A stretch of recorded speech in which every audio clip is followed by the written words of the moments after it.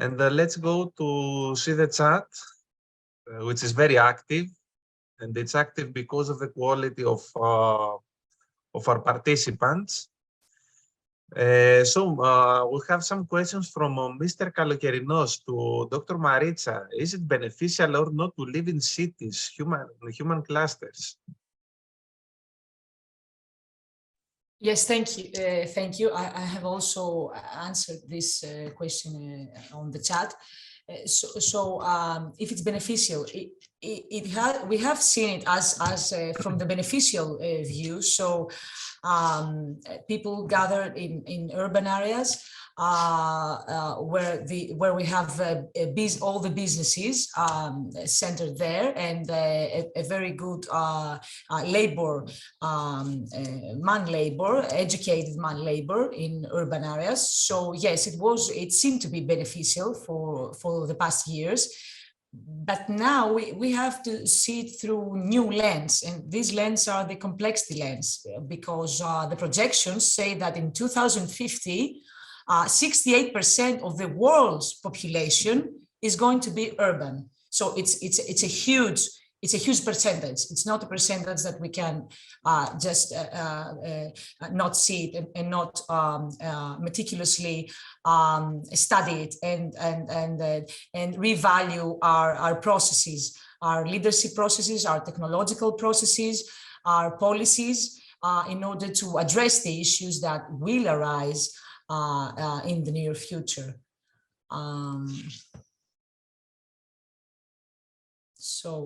Yeah, that's basically.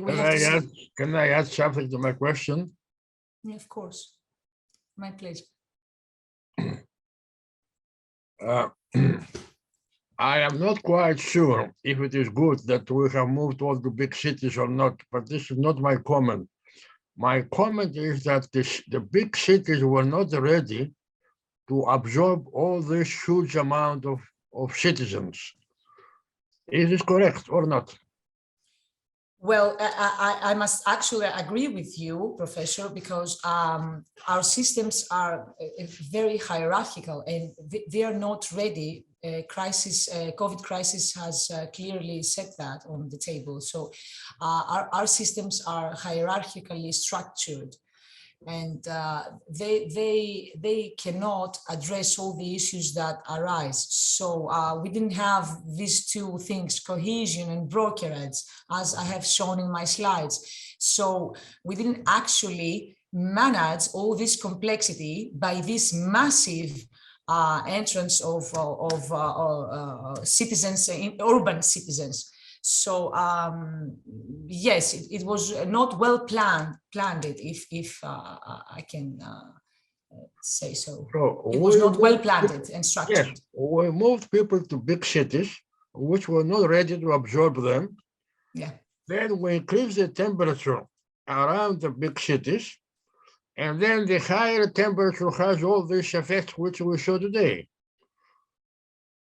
Yes, because the key persons, as I said, that hold the dissemination of information in another slide, like to the last presenter, it may not be the dissemination of information, but the dissemination of technology or the dissemination of tech methods or anything. So we didn't have those key persons into our systems to allow all this kind of data at the level that it should be disseminated. So it would be equal and more smooth and better quality of the dissemination across the population.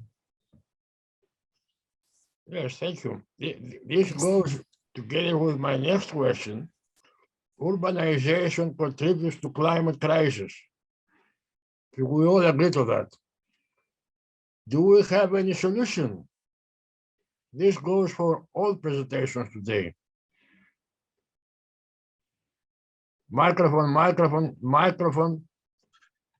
If I can make a comment on this, we saw also interesting data from Professor Kartalis, who gave us a very good idea of the development of regions like Athens.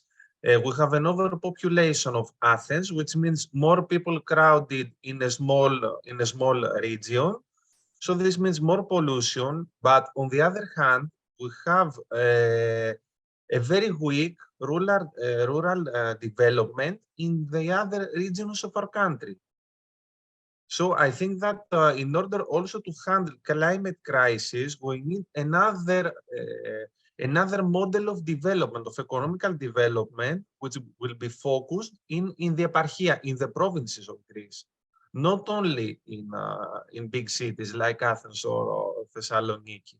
Our villages are dying. So if we have people going back to their village, to their province, they will also have a motivation to protect the forest. I think that the case of Evia from 2021, where many people were forced to abandon their villages and come in cities like Athens or Chalkida, is such a case.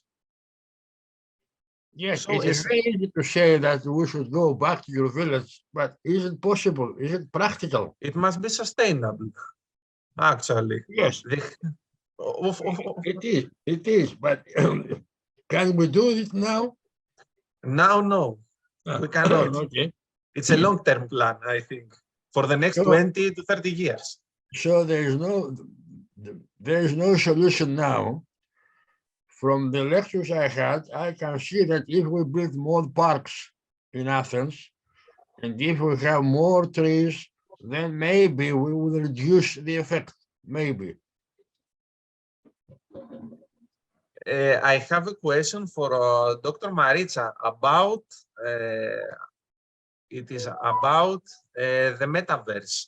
It's something that I'm interested in because I see cases of humans like Elon Musk or Zuckerberg. Are they intending of creating a meta-human, like an android, which is going to imitate human mind, or a kind of bot, which is going to replace us? So this is my only concern about applications of AI Yes. and all this stuff. Since what we see is just a beginning of a new parallel universe, I'm completely sure that we cannot yet see what are their intentions or vision on creating the metaverse. What I can say is that it's on its way.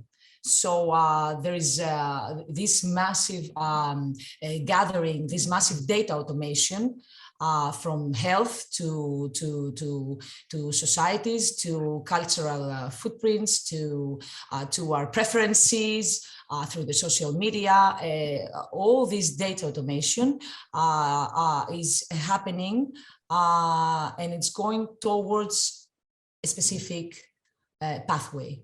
And I believe one mega pathway is the metaverse. So if we're going to see ourselves there, well, as it turns out, we are probably going to see ourselves living in both worlds. But just consider that we are right now living in both worlds, even if we don't have metaverse.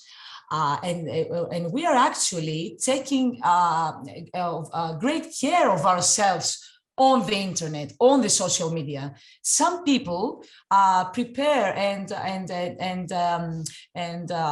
take care more of their digital self than of their actual self in their real life. So it's already happening. We take care of our digital self. We may post a lot of things, and we may do very few things in our real life. So metaverse, in a way, is already happening. But there, of course, in the parallel universe, with these things happening there, it's going to be a lot more complicated. And that's why I believe the future currency is culture. So the future currency is culture. It won't be the Bitcoins or any other coin. For me, my opinion in this conference is that the future currency is the cultural heritage that we have. The exchange of this heritage is the currency of the future. Mhm. Thank you a lot, Dr. Maritza. And another question for Mrs. Anagnostopoulou. May I add something, please, before you continue to Mrs. Yeah, Maritza? Mr. Kalemi, sure. Yes. Sure. Yes, it's very short. First of all, I would like to congratulate the organizers of the conference, as well Mrs. Maritza, for the excellent presentations. And taking the part from her presentation and answering a little more of your question about the meta, which means beyond, we see, let's say, a cooperation or an implementation of the space between beyond the future.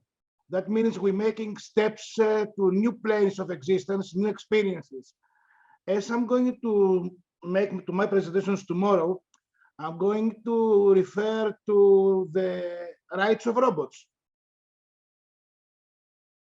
as a human creation. And if you go and check inside the web about the NEOM project in Saudi Arabia, you are going to see all that Mrs. Maritza has explained about the communication and the ways of people, how to communicate, and the ways as a result in this project. Thank you. Thanks a lot, Mr. Kartalis. One more question for Mrs. Anagnostopoulou. Is still here? Mrs. Anagnostopoulou? Yes, I'm here. Yeah. I can hear you. In your speech, we saw many things about modern technology. Can we use modern technology in order to prevent natural disasters such as forest fires? And in order to handle the ice, even when the fire is active in big metopa like Via or Kineta in the previous years, how can we use modern technology in order to even to diminish the possible consequence? Yes. For sure, in terms of preparedness, that has to do with training and evaluating the risk and finding the areas, like monitoring the areas with highly potential risk of such events, incidents, and fires. Of course, this is one part that technology could be of hand. So using several tools to be able to perform such type of training, such type of emulating responses and simulating real looking situations that the first responders, the people that are like the firemen, that they need to be there, or the people in the police officers, like everybody that needs to coordinate. So in terms of coordinating and preparing and analyzing a potential situation, this is of course a part where technologies could be further applied, like we've seen before, virtual reality tools or AI, like human machine learning for optimized analysis, etc. And the other part would be, at the time of the acute phase of a crisis, how could technology help in order to better coordinate?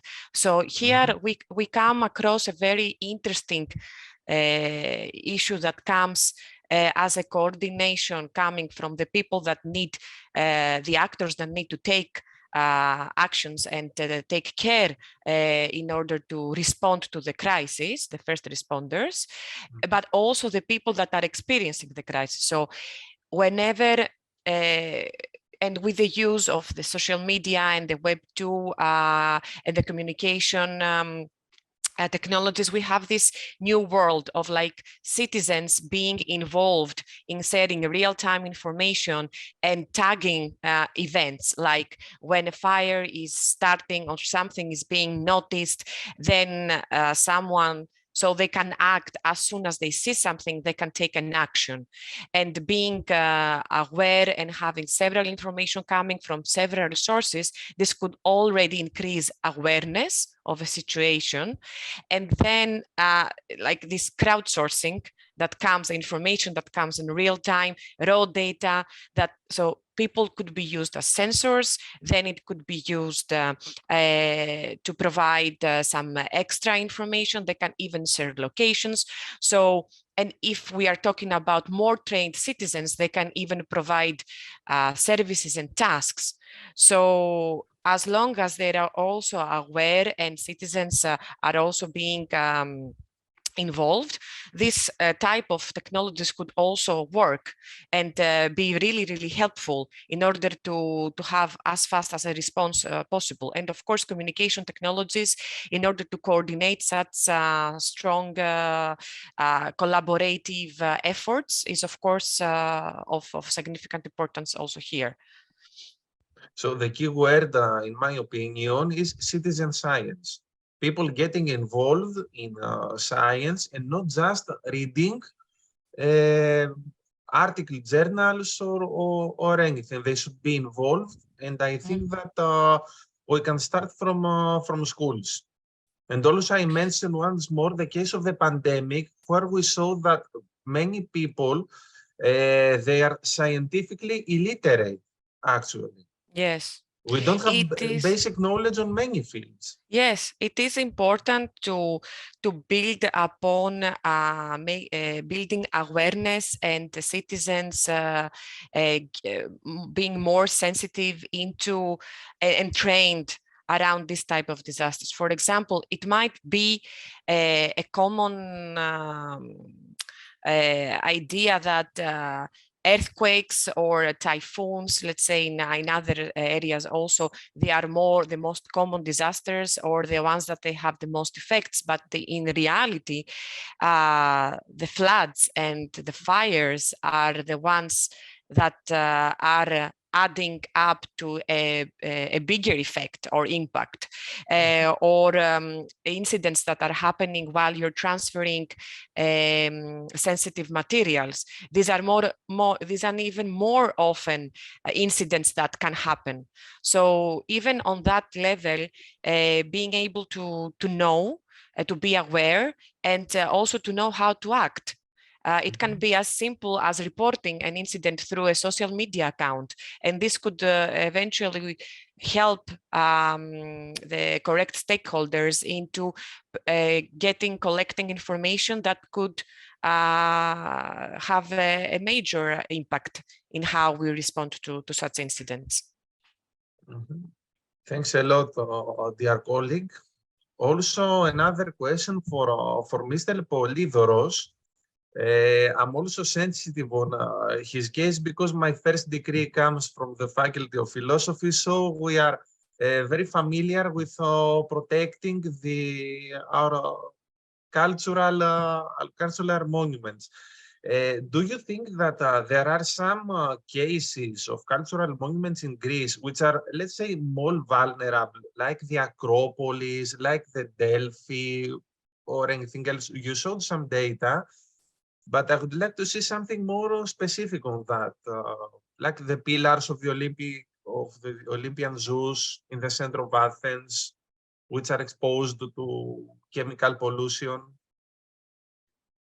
Yeah, the truth is that we haven't studied all the monuments of Greece, and we mainly focused on open-air sites like ancient Olympia, like Delphi. So, and of course, we did in our research, because I come from environmental physics, so my work on monuments is just the climate science of it. How should I say it? There are a lot of things to consider when assessing vulnerability, and I don't think that a single research project or study can assess all the dimensions. You mentioned the chemical aspect of the climate change risk on monuments. This is something that I really don't know anything about it. We haven't studied yet, let's say. So I can say from the 8 case studies that we have studied, 8 World Heritage monuments, that the biggest risk is actually forest fires, because we have seen it in the past that major fires that may be starting for far away from the site, because of our landscape and maybe because of our low capacity, adaptive capacity as a country to forest fires. This is the most dangerous hazard that we have seen in Greek monuments.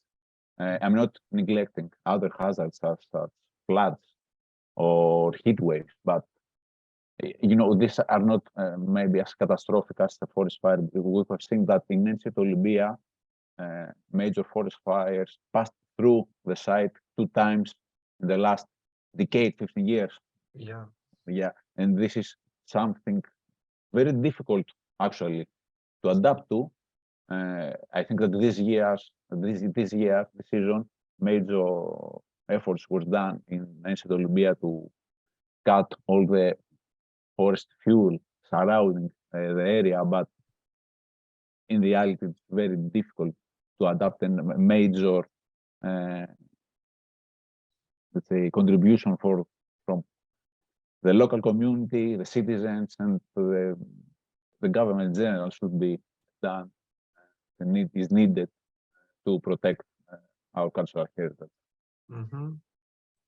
Olympia was my next question. Since the archaeological site was hit twice in 15 years, and after the fires of 2007, the whole area has been restored from human interventions or natural forestation.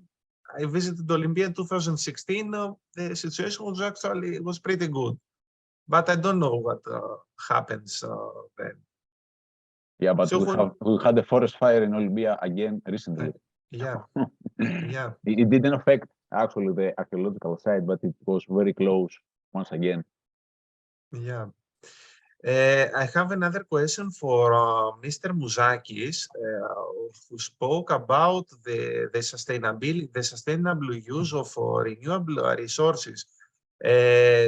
You raised a question about food habits, where we saw the possibility of consuming worms and other, in my opinion, disgusting things. Do we have any data or scientific papers proving that such a food consumption would be in favor for our health, since we are not used into into consuming this type of food? I think that Professor Mouzakis has left because he has lessons. But. So it goes to all of you. If no, I can answer that. There is a lot of research on food chemistry that investigates if we consume insects and worms, if it is equally good as the food we now have. The answer is yes. But from the psychological point of view, we are not prepared yet to eat insects and worms. It seems that in the future we will have to do that. But they are as good as the food which we have now. This has been proven scientifically. Thanks a lot, Professor. Any other question or remark from our colleagues? Yes, I would like to ask Mrs. Maritsa about the role of central governmental planning in the urbanization process. Exists or succumb to the individual arbitrariness? The role of foresighting bodies within the government. Okay, thank you for this question. As I have presented, what you're asking is if we have a government role, a government process, and if this is going to play a part in this process, in this complex system. Yes, procedures and methods are really vital when we have to address issues. And if they are cleverly designed, then the better those will be implemented. But what I mentioned today is that it is not only a process of just systems like policies. It is all the other agents that play in this chessboard. It is the human capital. It is the ideas. It is the perception. It is the culture. That's why I have presented the φιλική εταιρεία. It is the brotherhood of some communities. So it is many more factors that play into not just a governmental procedure and strategic design. So that is why this system is so complex. There are so many things interconnected, and that's why I wrote this on the chat just a minute ago, that people, ideas, technology, that was greatly presented today by the other presenters, resources, the worms, and standards are all interconnected in order to address this complex, because the answer to complexity must be complexity. We can't beat complexity by just going the standard way, by just having only a strategic plan. I don't know if I have answered to your the question is somehow. about to impose the rules to the people and to convince the people about the fairness of the rules. Oh, about the fairness of the rules. Yes. Okay. So I have to impose the rules to set Okay. the framework and to convince the people about the substance of this new frame. That's why, for example, in Maximu Mansion premises, there is the Foresight Committee in the Greek government. So we have established a tool, a central governmental tool for foresighting the future. This is the message of this conference. And we are not implementing the rules. We have just a body for us, for the top hierarchy of this country, not for the people. We are not communicate the job of this body to the people, to the ministries, to the communities. Okay. This is the substance of this question. Okay, imposing rules is also a structural message and thing to do into the system. But alone, if we only impose rules, we will not get into the core message of this situation, to the core value of values that arise through complexity. I believe that instead of imposing is fine and should be done. We can actually access the vision that we have. So human communities need to listen and to be in front of the vision that we let them to see again and again and again. So mnemosini does not come because one great leader will come out and say, this is our vision, this is how we're going to do it, let's do it. It has to be a repetition of this vision with several methods during space and time, so that values arise, so that people come, so that we create followers, so that we are interconnected with this vision. Because during procedures, we forget about the vision.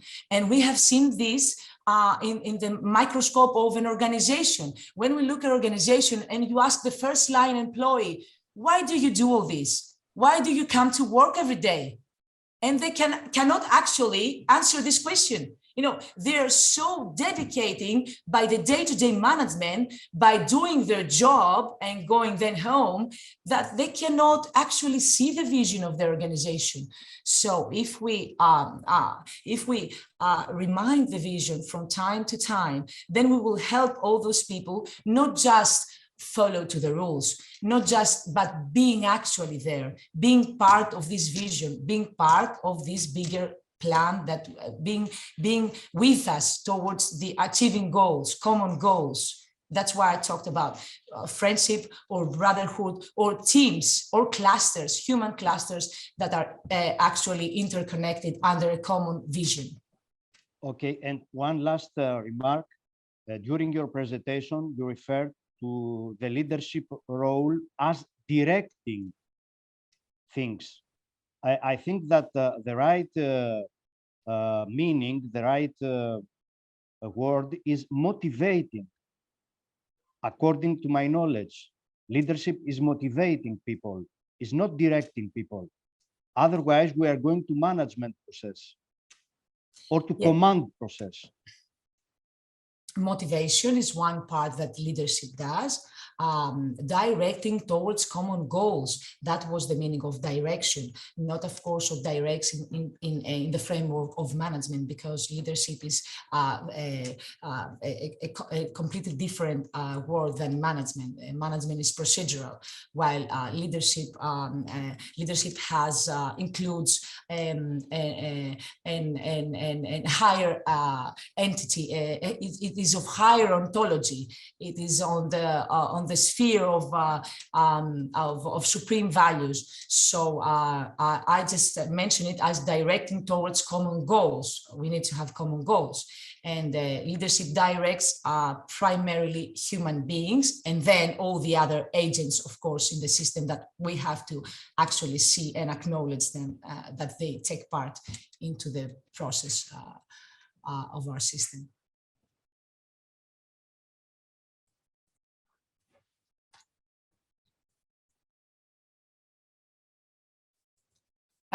We cannot hear you, Dr. Kalahanis. Excuse me. So let's proceed to the break. We have 15 minutes and less 10 to 15 minutes. So we'll be back shortly.